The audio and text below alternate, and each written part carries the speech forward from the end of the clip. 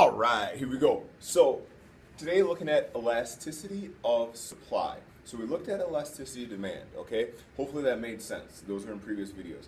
Elasticity of supply is the same concept but then just applied to supply. Now, we know what? We know that at the supply is going to have a direct relationship with price.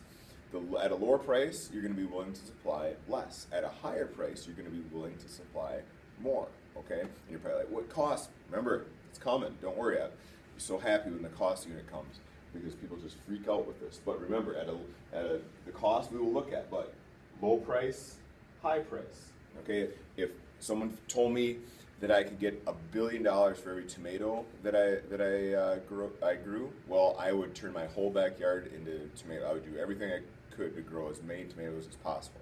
Okay, so we know it has that, but so unit is kind of like its own thing, up and down at the same rate.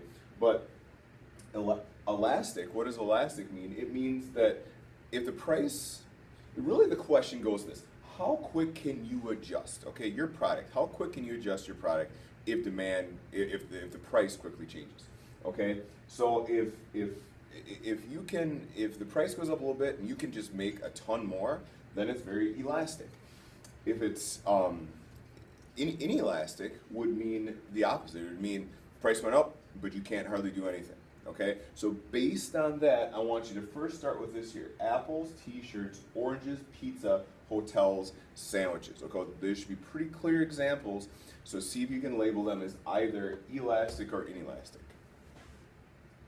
Did you guess right? Did you get it? Hope so. Let's take a look. Okay, apples, very inelastic, right? I mean, it takes like 12 years to grow an apple tree. Okay, we have a lot of apple orchards here near Alaska.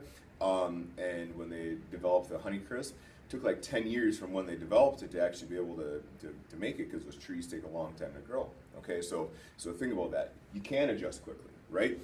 Price of apples doubles. Awesome, we're gonna make more apples. Oh, we gotta wait a long time. T-shirts, very elastic. Think about it.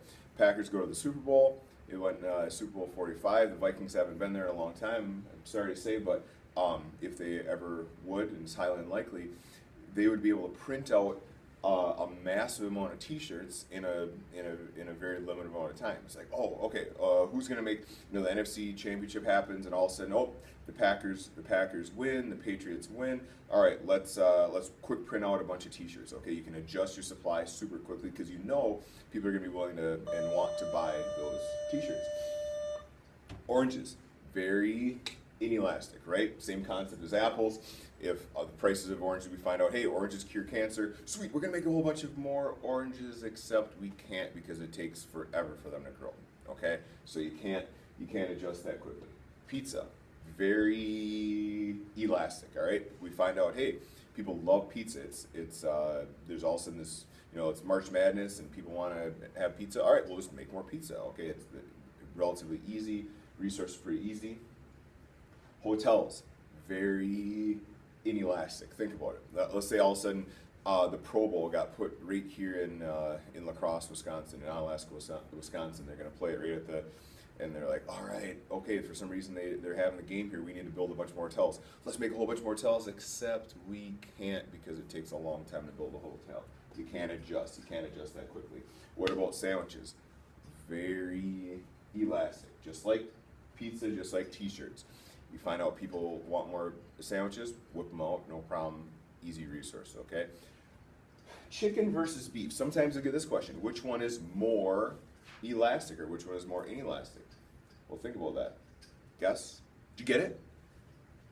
Chicken is very elastic relative to beef's inelasticity. Beef is going to take a couple of years. Chicken is going to take about 43 days without getting into the gross nuts and bolts of it. That is those two things. That's why the fluctuation, they have different price cycles, and we'll take a look at that too. Okay, so hopefully, this is really what we need to understand for elasticity of supply. If you got this, you got it. Okay, I always like to do it after the elasticity of demand. Okay, so hopefully that made sense.